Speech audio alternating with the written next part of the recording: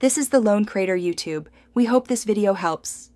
You'll start by confirming prerequisites and jumping straight into settings. Open Settings now, then tap Apps to view your Assistant apps. Make sure Google App and Bixby Voice are visible. Next, open the Google app briefly to ensure it's signed into your Google account and granted microphone access. Once done, return to Settings and prepare to change Default Assistants.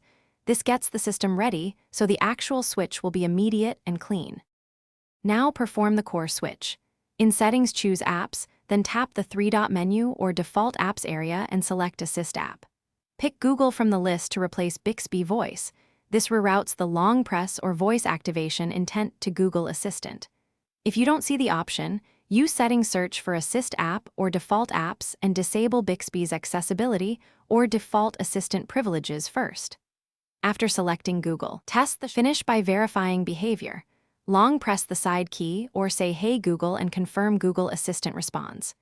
If Bixby still appears, open Bixby settings and turn off Wake with side key, voice wake, or routines so they no longer intercept the trigger.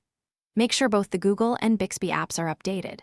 If problems persist, reboot the phone, clear defaults for Bixby under Apps, and reselect Google as Assist app. That resolve step fixes most conflicts.